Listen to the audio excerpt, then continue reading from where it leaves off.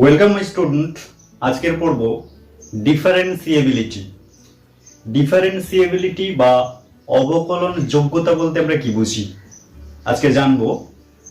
তার আগে আমাদের জানতে হবে ডেফিনেশন অফ ডেরিভেটিভ বা অবকলন বা অন্তর্কলজের সংজ্ঞাটা বা কি সেটা আজকে আমরা জানবো।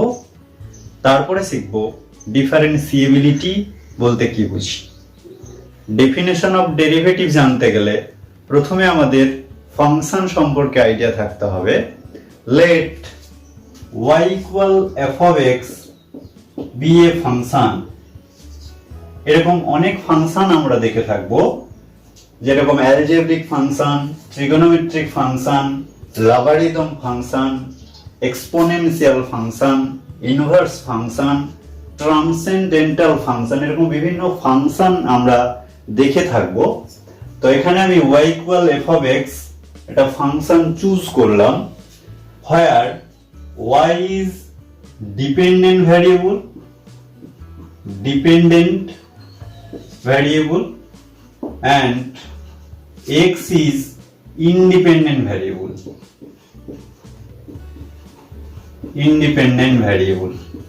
Okay, that is y depends on x. যদি একটা एग्जांपल নিই, let y equal x square plus 5x plus 7, where x is independent and y is dependent variable. That is y depends on x. আমরা x যদি x এর value কিছু choose করি, let x equal 0, then আমি পাচ্ছি y equal 7. let x equal 1, then আমি পাচ্ছি y equal 13. এরকম আমরা x এর ডিফারেন্ট ভ্যালুর জন্য আমরা y এর ডিফারেন্ট ভ্যালু পাবো। ফলে y is dependent variable, x is independent variable. এরকম আমরা বিভিন্ন ফাংশন দেখে থাকবো। প্রথমে আমরা y এর ডেরিভেটিভের ডেফিনেশন শিখব। ডেফিনেশন শিখতে গেলে আমাদের প্রথমে কি করতে হবে? প্রথমে ফাংশনের ইনক্রিমেন্ট বলতে আমরা কি বুঝি। আমি প্রথমে মনে করি x যেটা ইন্ডিপেন্ডেন্ট ভ্যারিয়েবল ছিল সেটাকে ইনক্রিজ করলাম ডেল্টা x। ঠিক আছে, তাহলে আমার নতুন ফাংশনটা কি হবে না f of x plus delta x। আমার ভ্যারিয়েবল x ছিল, ইনক্রিমেন্ট হয়েছে ডেল্টা x, তাহলে new variable x plus delta x, therefore new function f of x plus delta x। তো প্রথমে আমরা জেনেছিলাম y equal f of x function, এখানে x এর প্লেসে x প্লাস ডেল্টা x বসালাম, তাহলে এই y এর কিছু চেঞ্জেস হবে। লেট y এর চেঞ্জ হবে এখানে ডেল্টা y, তাহলে এখানে আমি লিখতে পারবো y প্লাস ডেল্টা y। ওকে, এখন এই y বা ফাংশনের চেঞ্জেসটা কি না, চেঞ্জেস হচ্ছে ডেল্টা y। এই ডেল্টা y ইকুয়াল আমি লিখতে পারি y plus delta y minus y, that is f of x plus del x minus f of x। এবার rate of change of y, that is delta y by delta x equal f of x plus del x minus f of x over delta x। এবার এখানে delta x টাকে আমরা very small choose করব। তো very small choose করার জন্য আমি এখানে কি করব না লিমিট নিব। Let limit delta x tends to 0, এখানে হবে limit delta x tends to 0। Okay, এই যে রেট অফ চেঞ্জ যখন আমরা ডেল্টা x টেন্ডস টু 0 করব, that is delta x very small, এই সেন্সে আমরা যে রেশিওটা পাবো এই রেশিওটাকে বলা হবে ডিফারেন্সিয়াল বা ডেরিভেটিভ বা অবকল বলা হয়। এটাকে আমরা এই লিমিটিং ভ্যালুটাকে dy ওভার dx, এটাকে আমরা পড়বো dy dx, লিখবো dy by dx। Okay, this is differential. Therefore the definition কি হলো না dy dx equal limit এই ডেল্টা x কে আমরা ভেরি স্মল কোয়ান্টিটি হিসেবে চুজ করেছি এই ডেল্টা x কে আমরা another variable small h choose করলাম that is limit h tends to 0 তাহলে এখানে কি পেয়ে যাব না f of x plus h minus f of x over h. This is definition of derivative. Okay. এখন আমার এই চ্যাপ্টার পড়বো আমরা ডিফারেন্সিয়েবিলিটি বা অবকলন যোগ্যতা অর্থাৎ কোন ফাংশনকে তার ইন্ডিপেন্ডেন্ট ভ্যারিয়েবলের সাপেক্ষে তার ডেরিভেটিভ করা যাবে কিনা সেটা যাচাই করা হবে this is the ডিফারেন্সিয়েবিলিটি that is এই লিমিটটা এক্সিস্ট করতে হবে দেয়ারফর এই লিমিট যদি এক্সিস্ট করে তাহলে বলবো দিস ফাংশন ডিফারেন্সিয়েবল আর যদি লিমিট ডাজ নট এক্সিস্ট হয় তাহলে বলবো যে দিস ফাংশন নট ডিফারেন্সিয়েবল ওকে তাহলে এই যে ডেরিভেটিভ করা হয়েছে এর left hand derivative right hand derivative বলতে আমরা কি বুঝি না ডেরিভেটিভ অ্যাকচুয়ালি লিমিট এই লিমিটের লেফট হ্যান্ড লিমিট এবং রাইট হ্যান্ড লিমিটকে আমরা যথাক্রমে লেফট হ্যান্ড ডেরিভেটিভ এবং রাইট হ্যান্ড ডেরিভেটিভ বলে থাকি তাহলে এখন আমরা লেফট হ্যান্ড ডেরিভেটিভ এবং রাইট হ্যান্ড ডেরিভেটিভটা কি সেটা লিখব লেফট হ্যান্ড ডেরিভেটিভ LHD আরেকটা লিখলাম RHD বা রাইট হ্যান্ড ডেরিভেটিভ তাহলে লেফট হ্যান্ড ডেরিভেটিভ আমার কি থাকবে না limit h tends to 0 minus f of x plus h minus f of x over h this is left hand derivative এই লিমিটটা যদি এক্সিস্ট করে তাহলে বলা হবে লেফট হ্যান্ড ডেরিভেটিভ পাওয়া যাবে আর রাইট হ্যান্ড ডেরিভেটিভ কি হবে না limit h tends to 0 plus f of x plus h minus f of x over h এই লিমিটটা যদি এক্সিস্ট করে তখন আমরা সেই ডেরিভেটিভটাকে বলবো রাইট হ্যান্ড ডেরিভেটিভ এই left hand derivative right hand derivative both exist করবে এবং তাদের ভ্যালু যদি ইকুয়াল হয় that is LHD equal RHD এটা যদি হয় তখন বলবো যে this function differentiable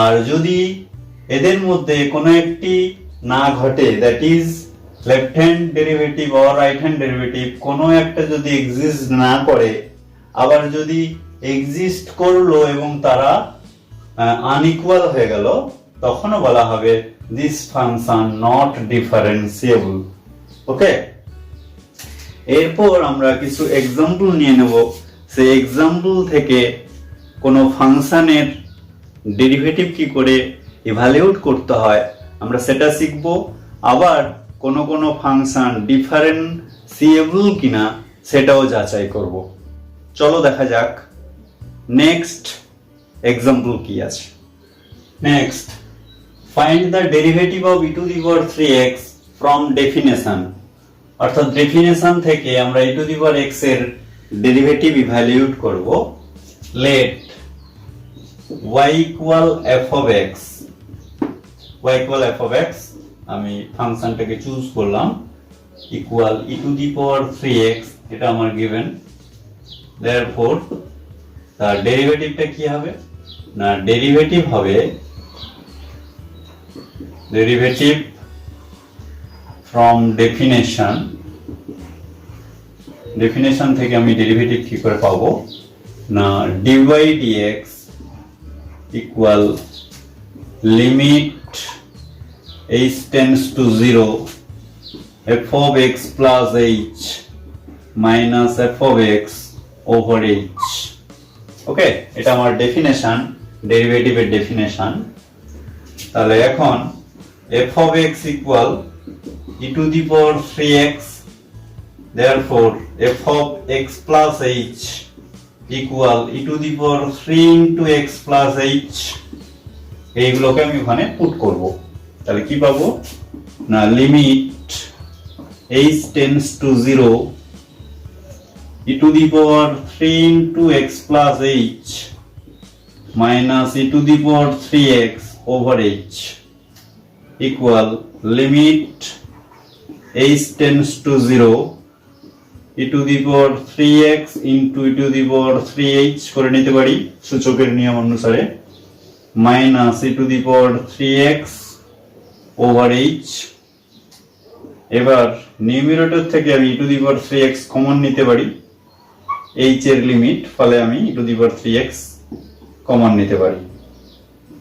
h tends to 0 থাকলো কি না, e to the power 3h minus 1 over h। এখানে ভ্যারিয়েবল আছে 3h, তাই এখানে একটা 3 মাল্টিপ্লাই করলাম, একটা 3 অ্যাডজাস্ট করে রাখলাম। আর h tends to 0 হলে 3h also tends to 0, therefore এইটুকুতে আমার লিমিটের ফর্মুলা ইউজ হবে।